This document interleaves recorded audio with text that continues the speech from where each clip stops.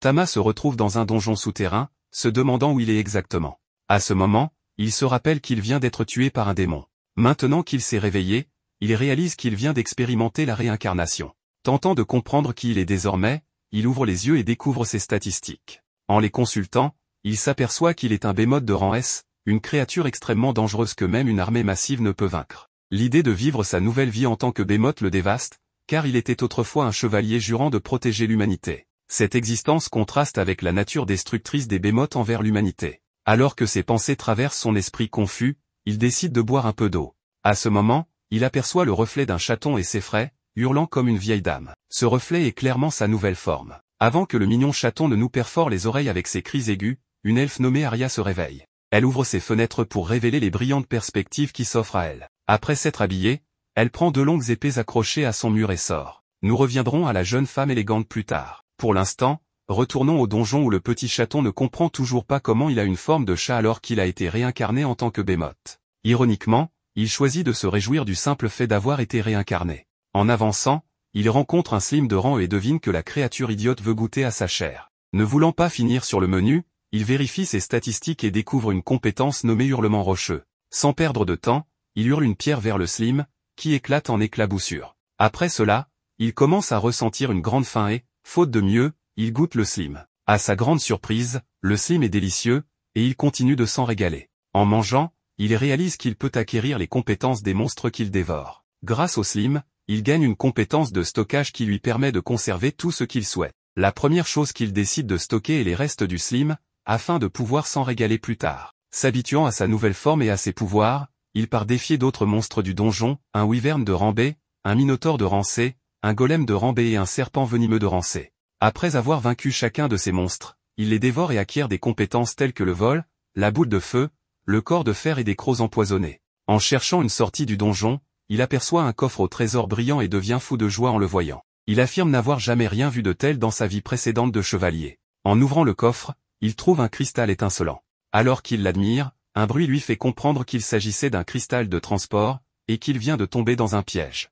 Peu après, il est transporté dans l'antre d'un dragon terrestre de rang S. Le dragon semble avoir évité toute thérapie, car il manifeste clairement des problèmes de colère. En détectant un chevalier en armure de chat, il décide de l'attaquer. Le dragon terrestre essaie de l'écraser avec sa queue, mais le chat esquive habilement l'attaque en plein vol. Il décide alors d'utiliser son pouvoir de hurlement rocheux sur le dragon, mais cela n'a aucun effet sur la peau épaisse de la créature. Le dragon, furieux, tend une patte pour le frapper avec ses griffes, mais le chat utilise rapidement son pouvoir de corps de fer, acquis grâce au golem, pour se protéger. Malgré cette protection, l'attaque le blesse, et il se retrouve au sol, impuissant.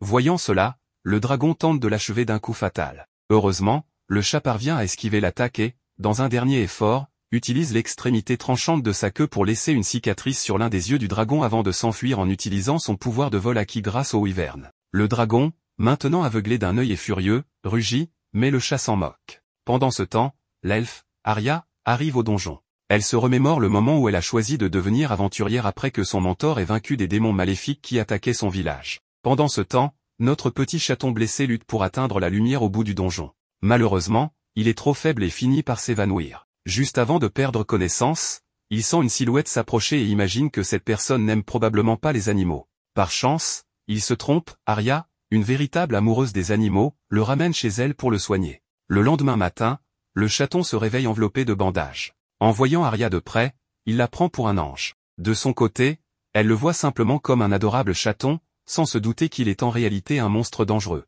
Consciente de sa faim, elle lui donne de la nourriture et soigne ses blessures jusqu'à ce qu'il se rétablisse complètement. Une fois guéri, Arya reprend son travail d'aventurière. En guise de remerciement pour ses soins, le chat jure de la protéger coûte que coûte. Fidèle à sa promesse, il décide de la suivre en cachette en se glissant sur le bateau qui la conduit au donjon. Lorsqu'elle arrive, il s'inquiète de la laisser seule, car il sait que les femmes comme elle, avec un avenir aussi radieux, sont souvent victimes de harcèlement. Alors qu'il réfléchit à cela, Arya affronte 3 gobelins.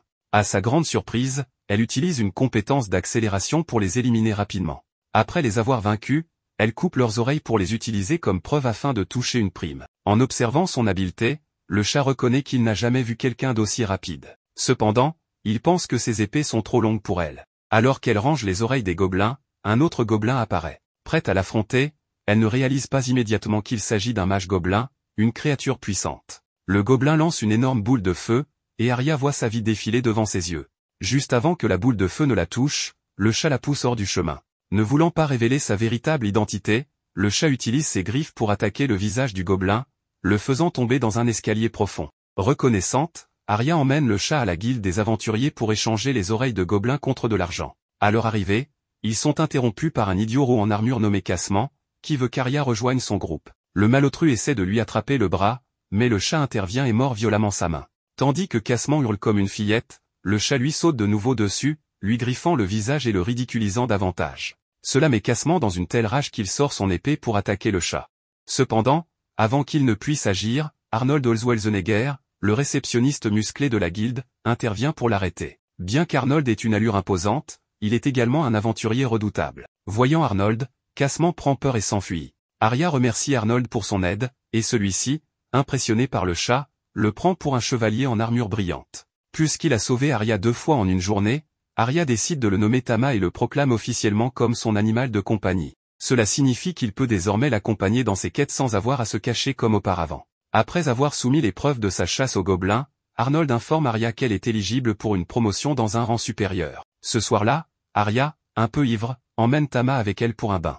Malgré ses réticences, Tama finit par céder et se retrouve à partager ce moment avec elle. Alors qu'ils se baignent, Arya confie une histoire de son enfance, lorsqu'une sainte de l'épée est intervenue pour sauver son village attaqué par des démons. Cette expérience l'a inspirée à devenir plus forte pour protéger les autres. Le lendemain matin, Arya et Tama se rendent à la guilde des aventuriers, traversant un marché où Arya est accueillie chaleureusement. Une fois à la guilde, Arnold tente de la prévenir d'un problème, mais avant qu'il ne puisse finir, Cassement réapparaît, armé d'un ordre du baron exigeant que Tama soit exécutée pour l'avoir blessé. Arya supplie Cassement d'avoir pitié, et celui-ci propose un duel. Si Arya gagne, elle peut garder Tama, mais si elle perd, elle doit devenir sa femme. Arya, n'ayant pas d'autre choix, accepte. Le soir, une foule d'aventuriers se rassemble pour assister au combat, avec Arnold comme arbitre. Cassement, tentant de paraître chevaleresque, permet à quiconque de rejoindre Arya, mais tous les aventuriers ont trop peur. Finalement, Tama décide de l'aider.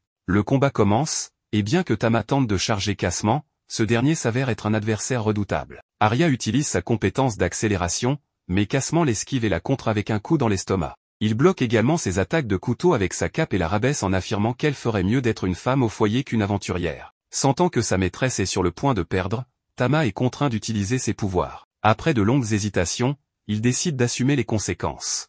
Au moment où Cassement s'apprête à porter un coup final à Arya, Tama intervient avec son corps de fer pour bloquer l'attaque, brisant l'épée de Cassement. Tama utilise ensuite son hurlement d'éther pour propulser Cassement en l'air comme un Superman de bas budget. Convaincu que son identité de monstre sera découverte et qu'il sera exécuté, Tama accepte son sort. Contre toute attente, les spectateurs concluent qu'il est un simple chat élémentaire. Arya est déclaré vainqueur du duel et autorisé à garder Tama. Le lendemain matin, alors qu'Arya dort, Tama réfléchit à la manière dont il a pu être confondu avec un chat. Finalement, il accepte son destin et décide de rester auprès d'Arya en tant que son fidèle animal de compagnie. Le lendemain, alors qu'elle essaie de câliner Tama pour le sortir du lit, il lui fait des gestes audacieux à l'oreille, ce qui la fait réagir de manière incontrôlée. En tant que chevalier honorable, avant sa mort, il décide de mettre fin à cette situation et de s'éloigner. Cependant, elle continue à l'appeler, réclamant davantage. Plus tard dans la journée, à la forge, Arya rend visite à Vulcan, son ami. Arrivé sur place avec Tama, Vulcan ne peut s'empêcher de fixer le mignon petit chaton de son ami. Arya parle beaucoup de Tama à Vulcan, qui propose de le porter un moment. Le visage de Tama s'illumine d'excitation alors que Vulcan demande pourquoi Arya est venue avec son chaton. Arya explique qu'elle souhaite que Vulcan fabrique une bonne armure pour Tama. Vulcan est ravi à l'idée de relever ce défi, heureuse de créer quelque chose de nouveau et mignon pour un chaton si adorable. Vulcan prend immédiatement les mesures de Tama et, quelques heures après, elle termine l'armure. Celle-ci est parfaite pour Tama, qui l'ajuste sans problème. Cependant, Vulcan rencontre un autre problème, malgré son reforge, elle n'arrive pas à rendre l'épée d'Arya plus légère. Arya a du mal à la manier lors de ses quêtes. Après réflexion, Vulcan suggère de former un groupe temporaire pour observer Arya en action avec son épée et comprendre le problème. Le même jour, ils se rendent tous dans un donjon. Vulcan impressionne en écrasant des gobelins hideux. Arya, admirative, observe tandis que Tama la trouve intrépide et courageuse. Les capacités de Vulcan sont confirmées lorsqu'elle bloque une attaque de feu avec une technique issue de ses compétences de forge, lui permettant d'enrober son armure d'éléments variés. Après avoir préparé le terrain, Vulcan laisse Arya prendre le relais avec son épée. Mais leur prochain ennemi est un orc hideux et surdimensionné. Arya, dégoûtée et effrayée, l'attaque tout de même avec sa compétence d'accélération, mais l'orque bloque ses assauts. Tama intervient en volant dans les airs, activant la technique du corps de fer pour protéger sa maîtresse et distraire l'orque. Cela permet à Arya de l'éliminer d'une seule attaque. Vulcan remarque que les longues épées d'Arya perturbent ses mouvements et décide de simplifier son équipement. Arya, insatisfaite, demande quelque chose de plus difficile pour devenir plus forte. Vulcan suggère alors de passer à l'étage suivant, rempli de monstres prêts à être massacrés. Là-bas, Arya rencontre des repers, des monstres visqueux et pervers. Tama, inquiet, craint que sa maîtresse ne se fasse attraper. Vulcan conseille à Arya de se déplacer intelligemment pour éviter de se retrouver piégée par leur corps gluant. Arya attaque avec sa compétence d'accélération, mais sa vitesse n'est pas suffisante. L'un des repers finit par briser son épée lourde en 2 morceaux. Alors qu'elle est presque attrapée, Vulcan lui lance un couteau qu'elle attrape et enfonce dans le corps du Slim, le tuant sur le coup. Après avoir vaincu un repère, Arya passe au suivant. Vulcan, qui observe ses mouvements, remarque qu'Arya serait plus efficace avec des armes courtes. En un rien de temps, Arya découpe toutes les parties du monstre, laissant Vulcan stupéfaite. Consciente des compétences d'Arya, Vulcan ne s'attendait cependant pas à une telle rapidité dans l'élimination du deuxième monstre. Alors qu'il pensait avoir terminé leur quête, le monstre éclabousse Arya de son jus avant de régénérer ses mains. Arya grimace, déclarant que seul Tama a le droit de faire cela, puis elle élimine la stupide créature d'un seul mouvement. Cette fois, elle s'assure de découper le monstre en morceaux pour rendre sa réincarnation impossible. Vulcan et Tama se précipitent pour féliciter Arya pour sa démonstration de compétence. Mais Tama, le petit chat espiègle, s'arrête à mi-chemin pour voler un peu de jus des restes du repère, espérant acquérir leur capacité. Pendant ce temps, Arya, toujours furieuse contre le monstre défunt, continue de percer ses restes dans un accès de vengeance. Tama, perplexe, observe la scène. Après le combat, Arya se confie à Vulcan sur son choix d'utiliser des épées longues. Elle raconte avoir rencontré le saint de l'épée pendant son enfance, une rencontre qui l'a inspirée à adopter cette arme malgré son incompatibilité avec son style de combat. Cependant, après avoir découvert que les dagues lui convenaient mieux, elle décide de jouer sur ses points forts. Tama approuve son choix, convaincue qu'elle deviendra encore plus forte. Impressionné par ses progrès, Vulcan propose d'explorer un étage inférieur du donjon, confiant en la capacité d'Arya à gérer les défis avec ses nouvelles armes. Avant de continuer, il s'arrête près d'une pierre philosophale, un artefact unique qui repousse les monstres dans son rayon. Pendant cette pause, Arya examine la pierre, déclenchant un flot de souvenirs traumatisants de son enfance, où sa maison fut attaquée par des démons. Vulcan remarque son trouble et l'interroge, mais Arya change rapidement de sujet. De son côté, Tama s'amuse dans une flaque d'eau, et Arya décide de le rejoindre, retirant son armure pour plonger. Vulcan les suit, et tous trois profitent d'un moment de détente dans l'eau. Pendant cette pause, Arya pose des questions à Vulcan sur son ancien groupe d'aventuriers. Vulcan révèle que son groupe s'est dissous après qu'un couple de membres, tombés amoureux, ait décidé de fonder une famille. La conversation dévie sur les capacités des chats élémentaires comme Tama, et Vulcan mentionne leur potentiel de croisement avec d'autres espèces. Arya, étrangement enthousiaste, exprime son impatience de voir Tama grandir pour réaliser ce potentiel, une remarque qui laisse Vulcan perplexe. Leur pause terminée, le groupe descend à l'étage suivant du donjon, où il rencontre un puissant minotaure. Arya, prudente, attaque avec sa technique tourbillon, mais son attaque ne fait qu'égratigner la créature. Vulcan intervient pour la soutenir, lui redonnant confiance.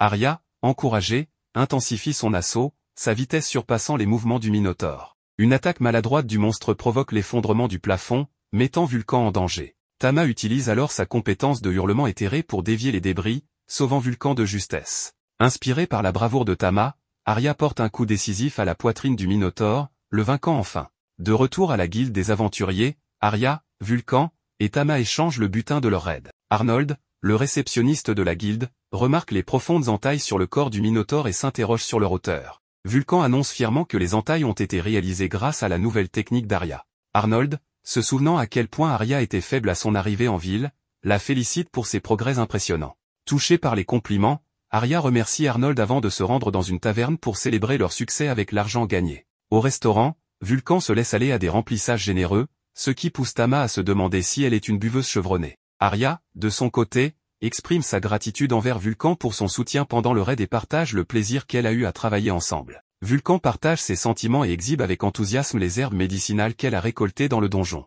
En observant leur discussion animée, Tama se sent nostalgique, repensant à ses jours d'aventurier où il partageait des moments similaires avec ses compagnons. Malgré cela, il admet que sa vie actuelle n'est pas si mal, après tout, être le familier d'une belle elfe est un rêve pour beaucoup. Pour sceller leur camaraderie, Vulcan propose de former une équipe officielle. Arya, flattée mais trop timide pour répondre, est aidé par Tama, qui mord doucement sa main et la place sur celle de Vulcan, scellant ainsi l'accord. Le groupe trinque à leur nouveau partenariat et décide de prolonger la fête avec des boissons.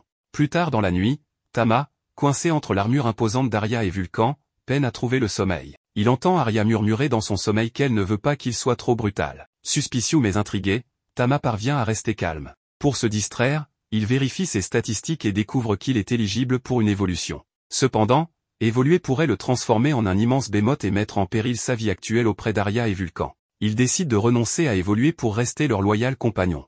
Le lendemain matin, alors qu'Arya et Tama traversent la ville, ils rencontrent deux voyous harcelant une jeune fille qu'ils accusent de vol. Arya intervient et, en voyant son chat élémentaire, les malfrats prennent la fuite. Arya réconforte l'enfant, apprenant qu'elle est orpheline, et la conduit à une église locale où des religieuses prennent soin d'autres orphelins. En entendant la conversation entre Arya et les religieuses, Tama admire la noblesse de sa maîtresse et jure de la soutenir encore davantage.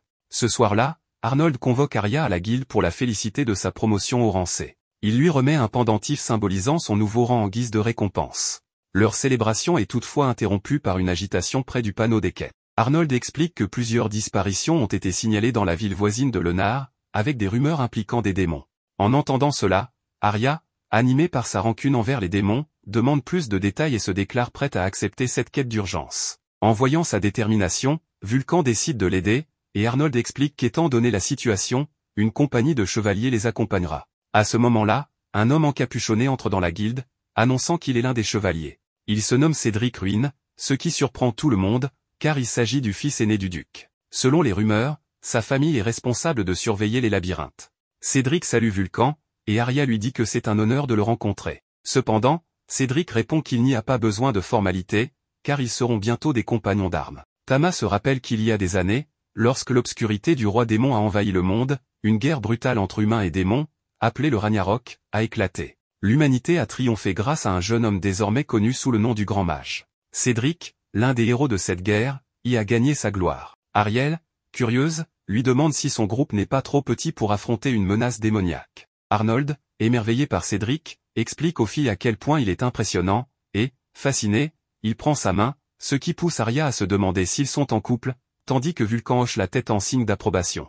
Plus tard, le groupe se prépare à partir. Tama remarque qu'Arya est nerveuse, ce qui est compréhensible face au danger à venir. Il la lèche pour l'encourager, et Arya, en retour, l'embrasse en signe de remerciement. Tama est surpris mais essaie de garder son calme pour se concentrer sur la mission. Le groupe rencontre ensuite Dany, Howard, Kenny et Marita. Arya se présente comme une aventurière de rang C avec Tama, son petit chat élémentaire. Fidèle à ses habitudes, elle ne le tient pas dans ses mains, mais le place sur sa poitrine. Après l'avoir présenté, tout le monde est surpris par sa mignonnerie, et Marietta la prend directement. Arya commence à faire des commentaires légèrement osés, ce qui provoque une dispute entre Kenny et Marita pour savoir qui pourra le porter. Pendant ce temps, ils croisent un groupe d'ogres. Dany descend du carrosse et les élimine en quelques secondes, impressionnant Arya par sa puissance. En arrivant dans un village, Cédric et son groupe reçoivent un rapport, une équipe envoyée pour combattre des démons dans des ruines n'est jamais revenue. Le chef du village invite le groupe à se reposer à l'auberge. Pendant le dîner, Arya demande aux chevaliers pourquoi ils ont rejoint l'ordre.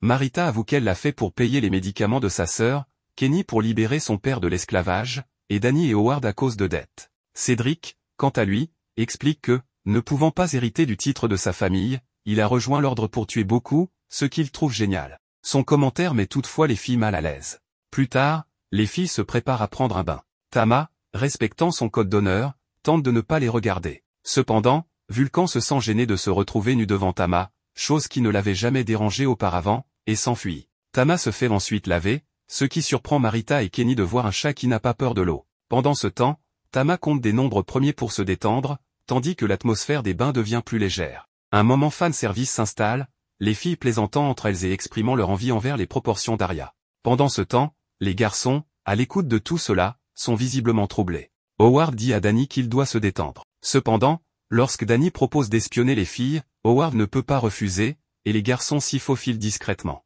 Ils sont cependant interceptés par Tama, qui les envoie voler d'un hurlement puissant. Après ce moment fan service, le groupe arrive aux ruines, mais ils sont observés par un démon qui déclare que le moment est venu de mettre son plan à exécution. Alors qu'ils avancent, le groupe tombe sur une meute de loups-garous. Howard utilise la provocation pour attirer leur attention, et les garçons se débarrassent rapidement des loups. Tama remarque cependant que les renforts ennemis sont bien armés. Son hurlement d'éther ne leur ferait gagner que peu de temps, il décide donc de changer de stratégie et utilise son hurlement d'eau, perforant l'estomac des loups-garous. Les garçons et Arya sont stupéfaits par cette capacité. Le démon, intrigué, se demande quelle est la nature de ces attaques et, en observant Tama, s'interroge sur le fait qu'il pourrait être un chat élémentaire. Cependant, il conclut que Tama est trop puissant pour cela. Il se rassure néanmoins, convaincu qu'il trouvera un moyen de l'éliminer, quitte à le faire lui-même. De son côté, Arya, dans une élan de désir, espère que Tama pourra la terrasser comme ces monstres et lui faire plein de choses. La situation devient embarrassante pour Tama, qui se sent gêné. Plus tard, Cédric interrompt leur progression, ressentant une aura oppressante. Le démon se présente alors comme Beryl Astaroth, un survivant des démons que les humains avaient exterminés. Il annonce que le village de Lenar n'est qu'un petit pas dans son immense ambition. Il invoque une grande quantité de trolls de rang A. Tama est surpris de voir qu'il peut contrôler des monstres aussi puissants. Les garçons se mobilisent rapidement, mais tombent dans un piège tendu par Beryl, les empêchant de coopérer. Tama arrache un bras à l'un des trolls, mais celui-ci se régénère aussitôt. Les garçons demandent alors à Cédric d'utiliser ses capacités. Excité, Cédric dégaine son épée et libère son pouvoir, tranchant facilement les trolls. Beryl, stupéfait, réalise que cette magie sombre était censée être accessible uniquement aux grands mages du Ragnarok. Tama, de son côté, attaque les trolls avec sa magie, mais cela reste inefficace à cause de leur régénération de rang A. Conscient que la situation pourrait devenir catastrophique, il envisage d'utiliser son évolution, mais craint que cela révèle sa véritable nature de monstre, ce qui mettrait fin à son voyage avec sa maîtresse. Il décide donc de brûler les trolls pour empêcher leur régénération rapide, parvenant ainsi à en éliminer 3. Pendant ce temps, Vulcan et Arya affrontent le démon. Grâce à une bonne coordination, Arya parvient à le poignarder dans la poitrine. Le démon lui rit au nez, affirmant qu'une telle attaque ne peut pas l'affecter, mais l'épée commence à briller et blesse gravement le monstre. Ce dernier attaque rapidement Arya,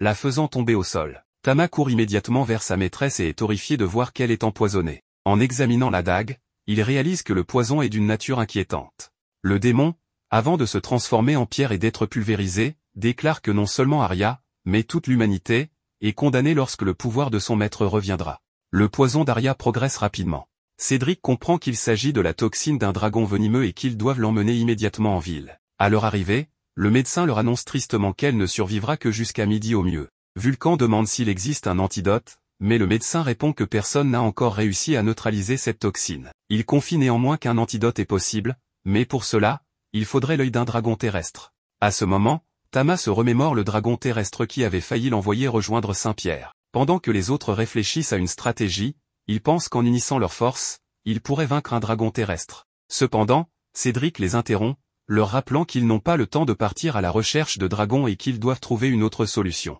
C'est alors qu'Arya commence à crier de douleur. Voyant sa maîtresse souffrir, Tama décide qu'il ira chercher le dragon terrestre, prêt à faire tout ce qui est nécessaire pour sauver sa vie. Après tout, il est encore en vie grâce à elle. Au coucher du soleil, il arrive à l'endroit où se trouve le dragon terrestre. En le voyant, le dragon lui demande pourquoi quelqu'un qui avait réussi à s'échapper décide maintenant de revenir. Tama déclare qu'il est là pour le vaincre. Le dragon se moque de lui, affirmant qu'une créature inférieure comme Tama ne pourrait rien contre lui. Tama comprend que le dragon a raison, il ne pourra pas le vaincre, du moins pas sous cette forme. Il accepte alors sa seconde forme et se transforme en Behemoth. Maintenant que Tama a évolué, il passe à l'attaque. Mais cela ne signifie pas forcément qu'il est plus puissant que le dragon de terre. L'ennemi est confiant, mais cette fois, Tama cesse de faire semblant et en profite pour attaquer afin de récupérer l'œil et le donner à l'elfe avant qu'il ne soit trop tard. Cependant, après avoir tué le dragon avec sa queue, son mana commence à s'épuiser, et contre toute attente, il retourne à sa forme originelle. Tama ne comprend pas ce qui vient de se passer,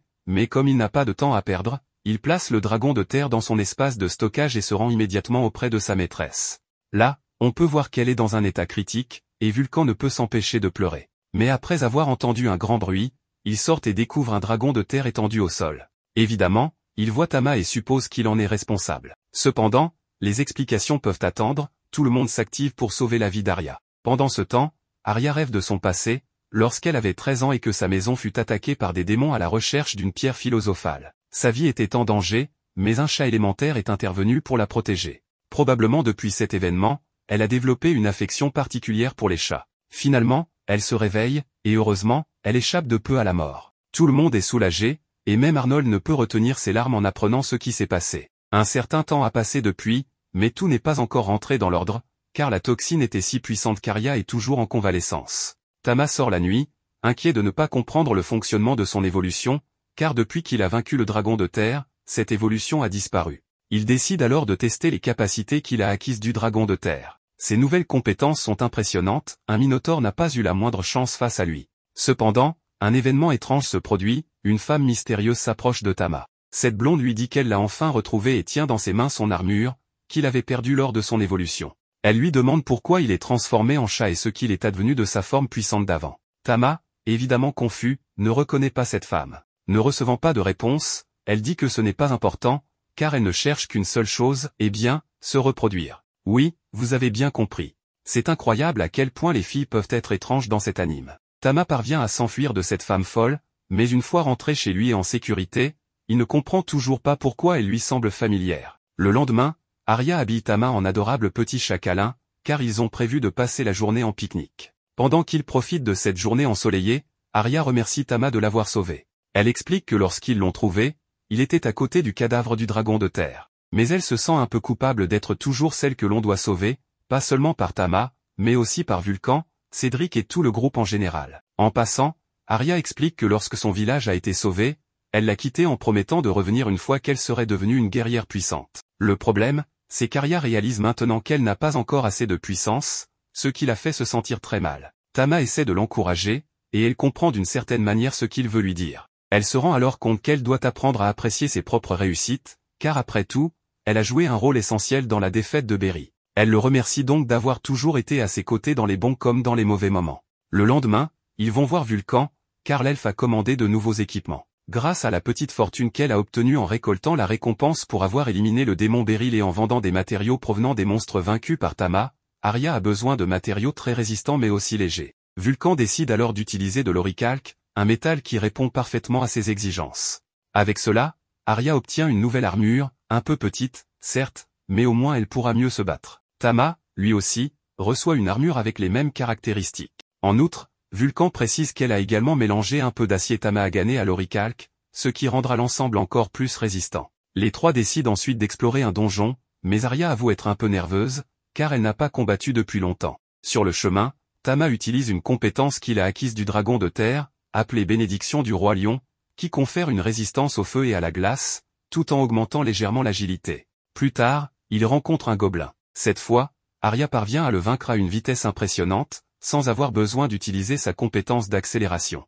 Cependant, la femme étrange de tout alors réapparaît, toute contente d'avoir retrouvé Tama, et assure que cette fois, il ne pourra pas s'échapper. Les filles, surprises de la voir, demandent si elle est une aventurière de la ville et comment elle s'appelle. La mystérieuse femme déclare qu'elle est née des ténèbres et qu'elle n'a pas de nom. L'elfe demande à Vulcan ce qu'elle en pense, et Vulcan suggère qu'il pourrait s'agir d'amnésie ou d'un cas similaire. La mystérieuse femme dit ensuite des choses déplacées à Tama, ce qui amène les filles à penser qu'elle n'a pas toute sa tête. Elle propose même à Tama de se multiplier, mais Arya intervient, expliquant qu'il ne peut pas, car il est encore un chat. En entendant cela, la femme étrange est surprise de voir que l'elfe a réussi à domestiquer Tama. Elle semble intimidée par la puissance qu'Arya pourrait posséder. Arya lui propose alors de sortir et de venir s'installer chez elle. Vulcan lui demande si elle est sûre de vouloir s'occuper d'une vagabonde, mais Arya répond que si elle n'a pas de souvenirs, elle n'a probablement nulle part où aller et pourrait finir dans une situation déplorable. La femme mystérieuse, perplexe, demande si elle pourra rester avec Tama si elle va chez Arya. Celle-ci lui répond que oui, mais à voix basse, elle assure au protagoniste qu'elle le protégera de tout danger. Cependant, Tama n'a pas l'air du tout d'accord avec cette décision, ce qui se voit clairement sur son visage. Pendant leur voyage en bateau, Arya propose de donner un nom à la mystérieuse femme. Vulcan lui demande quel nom elle aimerait, mais il est clair qu'elle s'en moque complètement. Après y avoir réfléchi un moment, Arya propose de l'appeler Stella, un nom qui signifie beau dans sa terre natale. La mystérieuse femme ne sait pas quoi en penser, mais en voyant que Tama semble apprécier ce nom, elle accepte. À partir de maintenant, elle sera donc appelée Stella. À leur arrivée, tout le monde profite d'un bon bain, et Stella est ravie d'être aussi propre. Pendant la nuit, alors que tout le monde dort, Stella appelle Tama et lui dit qu'il est temps d'avoir une conversation. Ce qui est curieux, c'est que Stella peut utiliser la télépathie, et il devient évident qu'elle sait parfaitement que Tama peut comprendre le langage humain. Cela intrigue le protagoniste. Elle lui rappelle qu'il ne devrait pas être surpris, car lorsqu'il lui a enlevé la vie, il a utilisé des mots humains. Cette révélation laisse Tama totalement confus, car elle est bien vivante et devant lui. Mais Stella le traite de crétin s'il ne peut pas la reconnaître après l'avoir affrontée à 2 reprises. Et oui, elle est le dragon de terre. Tama se souvient finalement d'elle. Stella, ravie qu'il se rappelle, explique qu'elle était autrefois un dragon de terre extrêmement puissant né dans l'obscurité du labyrinthe. Elle n'avait besoin de personne pour lui rappeler qu'elle était une créature de rang S, supérieure à toutes les autres créatures autour d'elle. Cependant, tout a changé lors de leur deuxième affrontement, où Tama a mis fin à sa vie. Après cela, elle s'est réveillée à nouveau dans le labyrinthe, d'abord confuse, mais elle a compris qu'elle avait été réincarnée grâce à une de ses compétences. Elle s'est donc habillée avec ce qu'elle a trouvé et a commencé à suivre sa trace grâce à l'armure qu'il avait laissée. Tama a du mal à tout comprendre et lui demande pourquoi elle est là, cherchant peut-être à se venger. Mais, contre toute attente, Stella lui répond que non. Elle explique qu'il l'a poussée à la soumission et qu'elle n'a aucune intention de se battre ou de lui faire du mal. En réalité, c'est tout le contraire, il est le premier mal qu'elle a trouvé si puissant qu'il l'a rendue complètement folle. Arya se réveille heureusement à temps pour sauver Tama et prévient Stella que Tama est son chat, son compagnon bien-aimé, et qu'elle n'a aucune intention de le céder. Stella accepte pour le moment et décide d'aller dormir. Mais, par télépathie, elle avertit Tama qu'il lui appartiendra un jour, même si ce sera dans un avenir lointain. Elle lui déclare également qu'elle l'aime énormément. Tama est totalement perdue dans ses pensées, Stella a l'apparence d'une humaine, mais en réalité, elle reste un dragon, et il est certain que sa présence dans la maison va causer de gros problèmes. Stella est très satisfaite de la nourriture qu'elle goûte en ce moment, et il est évident qu'elle a extrêmement faim. Cependant, tout en appréciant le repas, elle demande télépathiquement au protagoniste qui est exactement cet elfe, car elle a réussi à le contrôler. Pourtant, elle ne semble être qu'une fille mignonne et douce. Tama lui explique qu'elle est à la fois sa sauveuse et sa maîtresse, à qui il a juré une loyauté éternelle. Cela ne plaît pas entièrement à Stella, mais le protagoniste en profite pour lui demander de ne pas révéler à Arya qu'il est un Behemoth, une sorte de monstre. Stella lui demande pourquoi, et Tama répond que si Arya découvre qu'il est un monstre, il ne pourra plus jamais rester à ses côtés. Grave erreur, petit chat. Stella voit cela comme une grande opportunité. Elle demande à Tama si, en échange de son silence, il accepte de devenir son partenaire, sous-entendu pour des raisons explicites. Cependant, elle finit par dire qu'elle plaisantait, car elle est bien trop fière pour faire du chantage. Elle est convaincue qu'elle parviendra à le séduire par ses propres moyens. Tama préfère largement cette approche et lui demande de l'appeler simplement par son nom plutôt que par d'autres surnoms étranges. Les trois personnages partent ensuite se promener sous l'initiative de l'elfe, afin de stimuler la mémoire de Stella et lui permettre de se souvenir de son passé. Stella explique qu'elle ne se souvient de rien, car elle passait son temps à combattre. Ces paroles amènent l'elfe à croire que Stella était une aventurière. Elle lui demande également si elle a été surprise de la voir avec Tama dans le labyrinthe. Stella répond que oui, et évidemment, elle a été choquée qu'Arya ait réussi à faire de Tama son familier. L'elfe ne comprend pas très bien ce commentaire, mais le protagoniste explique que Stella se base sur la loi du plus fort, elle pense qu'Arya est plus forte que Tama, qui, lui, est plus fort que Stella. Cela crée une sorte de hiérarchie étrange dans son esprit. Voyant que la promenade ne semble pas fonctionner, l'elfe suggère à Stella de tenter un entraînement d'aventurière pour voir si cela peut lui rappeler quelque chose. L'idée enthousiasme Stella, qui se prépare rapidement avec une tenue inhabituelle. Arya lui demande si elle est sûre de partir ainsi, sans aucune protection, et suggère qu'elle devrait au moins porter des gants. Stella refuse, affirmant que son corps est suffisamment résistant pour se passer de choses inutiles. Elle révèle alors des parties de son corps de dragon, surprenant à la fois Vulcan et Arya. Ces dernières lui demandent si elle est une Dragoniout, mais Stella répond qu'elle ne sait pas ce que cela signifie. Elle explique que c'est simplement ce qui arrive lorsqu'elle libère son pouvoir. Tama précise que les Dragoniout sont des humains inhabituels capables de transformer des parties de leur corps en dragon. Cependant, cela ne surprend pas vraiment Tama, qui était auparavant un dragon entier. Les filles sont impressionnées par Stella, surtout Vulcan, car les parties de dragon sont un matériau rare et incroyable, ce qui effraie la pauvre Stella. Arya estime que la tenue de Stella est désormais parfaite et lui demande de choisir une arme. Bien que Stella soit visiblement fan des épées, elle finit par opter pour un énorme bouclier en acier, très lourd. Cela choque Vulcan, car cela signifie que Stella est incroyablement forte. Même le protagoniste est surpris qu'elle ait choisi un bouclier au lieu d'une épée ou d'une hache. Il le fait remarquer à Stella télépathiquement, et elle avoue n'avoir jamais été intéressée par les boucliers auparavant. Cependant, après sa défaite contre lui, elle a appris que la défense était tout aussi importante que l'attaque. Ironiquement, elle est maintenant devenue une fille qui craint les attaques, à cause de ce qu'elle a vécu avec lui. Elle lui demande s'il ne se sent pas coupable de lui avoir pris la vie, mais finit par dire que ce n'était qu'une blague. Grâce à lui, elle connaît désormais la vraie force et le véritable amour. Enfin, il se prépare pour la descente dans le donjon. Arya demande à Stella de rester à l'arrière et d'observer comment les choses se passent. Mais Stella fonce tête baissée et s'occupe des gobelins sans même utiliser ses armes. Les autres sont stupéfaits par sa force, non seulement elle les élimine, mais elle semble prendre plaisir à les humilier. Tama espère simplement que cette soif de sang et de combat ne la mènera pas sur un chemin sombre, car cela deviendrait un gros problème à gérer. Arya décide que les trois restent en arrière-garde, car le combat dans le donjon pourrait aider Stella à retrouver ses souvenirs. Pour le moment, on voit bien qu'elle agit seulement par instinct, donc il faut l'aider d'une manière ou d'une autre. Stella, toujours motivée, veut se battre contre quelque chose de plus fort, alors les filles décident d'aller dans un niveau plus difficile. Mais avant cela, elles établissent des limites, et Vulcan conseille à la dragonne d'apprendre à manier l'épée. Bien sûr, Stella est tellement sûre d'elle qu'elle pense ne rien avoir à craindre face à des créatures aussi faibles. Plus tard, elle tombe sur des orques de rang E. Stella les élimine si facilement qu'elle utilise même son bouclier comme une arme, juste pour se moquer d'eux. Les filles sont sans voix, et même le protagoniste est effrayé par la puissance de la dragonne, bien qu'il l'ait vaincue sans problème auparavant. Stella, insatiable, veut encore se battre, alors elles avancent vers un niveau encore plus difficile. Elle n'a jamais été dans cet endroit, mais les filles lui demandent d'écouter avant d'agir. Fidèle à elle-même, Stella charge et tombe sur un monstre déjà apparu dans un épisode précédent. Rien qu'en le voyant, elle est démoralisée. Tama lui explique que, maintenant qu'elle a réincarné sous forme quasi humaine, il est normal qu'elle trouve ce type de créature répugnant. Stella, furieuse, se jette sur le monstre comme un dragon désespéré. Le monstre bloque son attaque et lui sécrète un mucus dessus, ce qui la met hors d'elle, et elle se met à gesticuler comme les couilles d'un cheval en pleine course. Le protagoniste intervient, utilise ses propres tentacules, ou plutôt des queues de chat, les sépare, puis attaque pour achever le monstre et calmer Stella. Déconcertée par ce qui lui arrive depuis qu'il a mis fin à sa vie de dragon, elle avoue être troublée. Tama lui conseille de ne pas avoir peur, sinon elle pourrait perdre le contrôle. Vulcan s'excuse auprès de la dragonne, et le protagoniste, télépathiquement, promet de veiller sur elle. Il lui demande cependant de combattre en tant qu'humaine, et non comme un dragon. Stella acceptée, avec un nouvel état d'esprit, s'excuse auprès de Vulcan pour ne pas l'avoir écouté.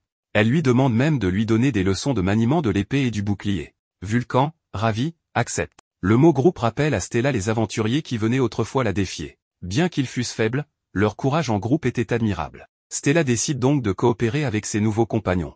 Un peu plus tard, il désigne Stella comme le tank de l'équipe, avec ses parties de dragon, son bouclier et une grande épée, ce qui la rend parfaite pour attirer les attaques ennemies et contre-attaquer. Tama considère Stella comme une bénédiction pour l'équipe, car ils avaient besoin de quelqu'un avec ses capacités. Les monstres ne tardent pas à apparaître. Stella entre en action, mais elle a encore du mal à se concentrer sur son rôle et finit par poursuivre un orc lâche. Le reste de l'équipe fait face à la situation pour la retrouver, et, avec l'aide des buffs de Tama, les filles s'engagent dans le combat. Finalement, avec Stella, elles parviennent même à vaincre un monstre étrange et dérangeant. Après ces combats, elles arrivent dans un endroit où elles prennent un bain. Cela tourne au chaos lorsque toutes veulent être avec Tama. Stella remarque qu'Arya n'est pas aussi forte qu'elle le croyait et décide de garder Tama près d'elle plus longtemps. Cela finit dans une pagaille, et Tama est envoyée voler dans les airs. À la fin de la journée, ils se rendent chez Arnold pour inscrire Stella comme nouvelle aventurière. Il n'y voit aucun problème, mais veut d'abord qu'Arya rencontre quelqu'un, Reiss. Cet homme est venu avec une requête pour Arya. Cela surprend le groupe,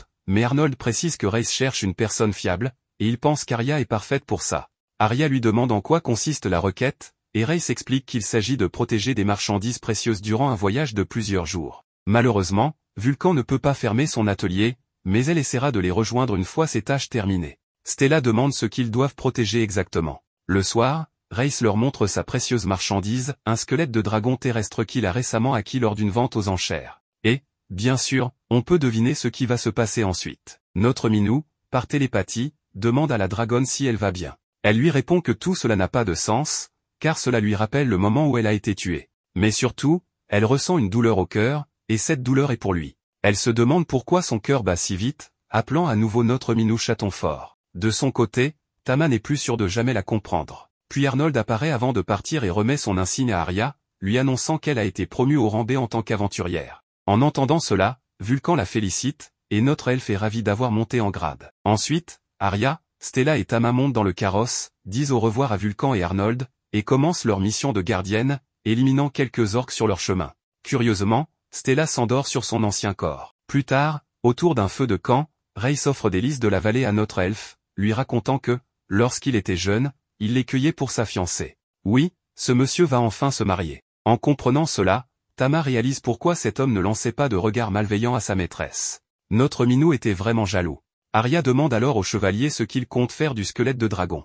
Reiss explique qu'un de ses contacts, un marchand d'armes, a commencé à collecter des matériaux rares. Il soupçonne que quelque chose de grave se prépare, peut-être une grande guerre. Cela rappelle à notre Minou le démon qu'ils ont tué, car ce fou parlait du retour d'un être très puissant. Reiss les informe qu'ils arriveront à Gleston demain, et leur conseille de se reposer. Cependant, en pleine nuit, Tama sent que le sol change. Il se lève pour voir ce qui se passe, et Arya le suit. Reiss leur assure que sa marchandise est intacte et suppose qu'un nouveau labyrinthe est en train de se former. Notre elfe comprend qu'ils doivent partir, alors elle prépare tout et réveille la dormeuse Stella. Mais celle-ci est ravie de voir la formation d'un nouveau labyrinthe et informe Reiss qu'elle veut y retourner plus tard pour l'explorer. Même Tama est très enthousiaste, car c'est le rêve de tout aventurier. Après avoir marché un peu, ils parviennent à sortir du labyrinthe. À l'aube, Reiss leur recommande d'y retourner, et, en bon marchand, il leur demande de revendre à sa compagnie tout ce qu'ils y trouveront. Mais il les prévient aussi d'être prudents, car ils ignorent la difficulté du labyrinthe. Nos 3 aventuriers s'aventurent alors dans la forêt. Tama utilise sa compétence bénédiction du roi lion, ce qui est apprécié par Arya. Pendant ce temps, l'excitée Stella s'élance pour attaquer les monstres, mais Arya la retient et lui montre la lettre de Bulga. Elle dit que, si elles promettent de combattre ensemble, elles pourront tenir Tama dans leurs bras une seule fois. Cette promesse enthousiasme Stella, qui revient rapidement. Notre pauvre protagoniste se sent utilisé comme appât. Une lumière rosée apparaît et leur dit que, s'ils cherchent des trésors, ils doivent la suivre. Mais comme elle va trop vite, Stella se retrouve dans un cul-de-sac. La lumière continue à jouer avec elle. Arya comprend que c'est un piège. 2 monstres surgissent alors. Stella se place en tant qu'elle les provoque, tandis qu'Arya profite de l'occasion pour attaquer avec sa capacité d'accélération et enchaîne des coups rapides. Soudain, des mouvements dans les buissons attirent leur attention. 2 créatures apparaissent, une autre dryade aux cheveux verts nommée Ferry et une petite pixie aux cheveux roses appelée Lily. Arya est surprise, car ces créatures vivent habituellement dans les forêts et les labyrinthes. Mais elle s'intéresse davantage à Tama et le couvre tellement de câlins qu'il s'évanouit. Stella tente de les arrêter, mais Tama la rassure, elle ne lui semble pas méchante. Stella leur demande alors pourquoi elles ont tenté de la perdre dans le labyrinthe. Lily l'interrompt et Ferry explique qu'elle voulait devenir amie avec le chat, et qu'elles les ont guidés ici pour leur offrir un coffre au trésor. Ils ne savent pas ce qu'il contient, mais il doit être rare. Arya reste méfiante. Ferry leur explique qu'il y a d'autres coffres, mais qu'ils doivent d'abord obtenir une clé, protégée par des abeilles tueuses. Grâce à un excellent travail d'équipe, ils vainquent les monstres. Arya ramasse la clé, et Lily révèle qu'elle ouvre la salle du boss. Arya comprend que le trésor y sera très précieux, mais comme ils sont en mission et ignorent ce qui les attend, ils préfèrent d'abord se reposer et récupérer. Ferry et Lily décident de les accompagner pour découvrir la ville. En arrivant, Arya les prévient de ne pas s'éloigner, car les fées sont rares et risquent d'être capturés. Les 2 promettent de lui obéir. Lily et Ferry se retrouvent encore distraites en dégustant quelque chose acheté dans une boutique. Le vendeur, bien que surpris, ne les gronde pas, mais demande à notre elfe de payer. Les 2 petites fées réalisent qu'elles ont fait quelque chose de mal, sans pour autant comprendre quoi, car elles ignorent le concept de l'argent. Arya, avec bienveillance, leur explique et leur suggère de savourer leur repas, puisqu'elle l'a déjà réglé. Ensuite, le groupe se rend chez Reiss, où il l'interroge sur un mystérieux objet. Reiss leur explique qu'il s'agit d'une larme de vérité, un élixir qui force celui qui le boit à exprimer ses pensées telles qu'elles sont. C'est un objet rare, difficile à estimer en valeur, même dans un labyrinthe intact, car l'obtenir requiert énormément d'efforts. À ce moment-là, Lily et Ferry apparaissent, et Reiss, stupéfait, contemple ces créatures qu'il n'avait jamais vues auparavant. Juste derrière elle, Stella fait son entrée, veillant sur elles en silence. Étrangement, Reiss annonce qu'il doit partir immédiatement pour une mission importante. Après cela, tout le monde prend un bain et se repose. Stella tente d'approcher Tama pour le câliner, mais celui-ci la griffe. Voyant cela, Lily et Ferry compatissent avec la dragonne, et Arya rappelle à Tama que Stella a travaillé dur aujourd'hui. N'ayant plus d'excuses, notre petit félin accepte de se laisser caresser. Stella profite alors pleinement de ce moment, allant même jusqu'à renifler le ventre de Tama. Pendant ce temps, Vulcan fait face à une étrange situation, soudain, un crâne émerge du sol près d'elle. D'un simple coup sur la tête, elle élimine la menace. Cependant, en entendant une clochette tinter, elle demande immédiatement qui est là, mais ne reçoit aucune réponse. Son attention se porte alors sur une tombe et des lys de la vallée. De retour avec notre groupe, Arya et les autres retournent dans le labyrinthe. Grâce à la clé obtenue, elle ouvre la porte menant à la salle du boss. Lily et Ferry, tout en sirotant leur miel au citron, leur souhaitent bonne chance avant de reculer.